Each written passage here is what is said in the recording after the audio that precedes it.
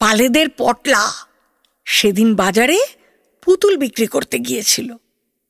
পুতুল বিক্রি করে তো রাত হয়ে গেছে, এবার ব্যাগ ভর্তি বাজার করে ফিরছিল।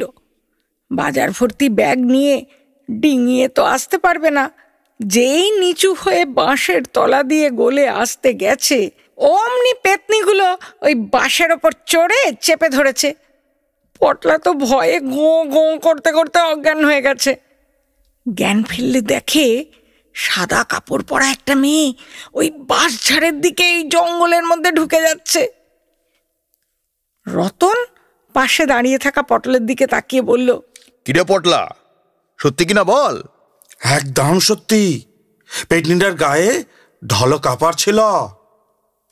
কি করা যায়?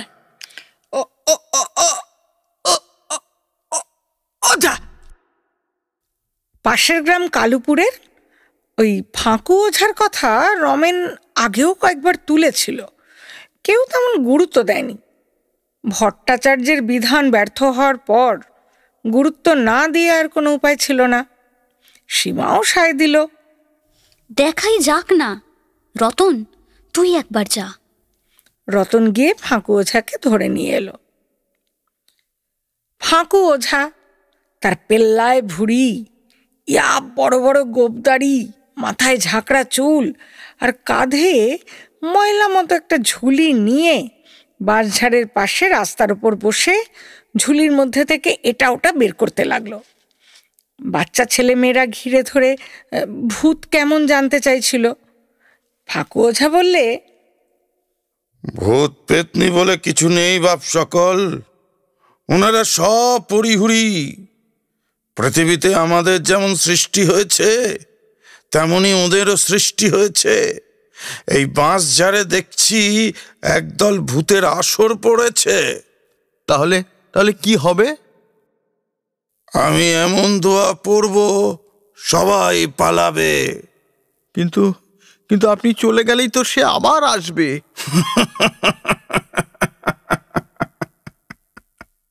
সে ঘুরে বালি, আমি সমগ্র গাঁয়ের সীমানা বন্ধ করে দিয়ে যাব।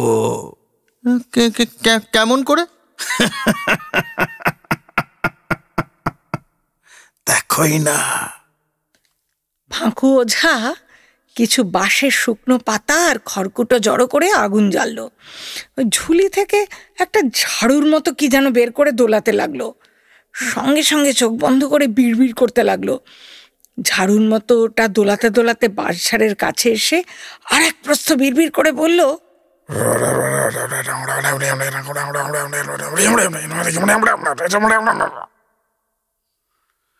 আপদ দূর হয়েছে।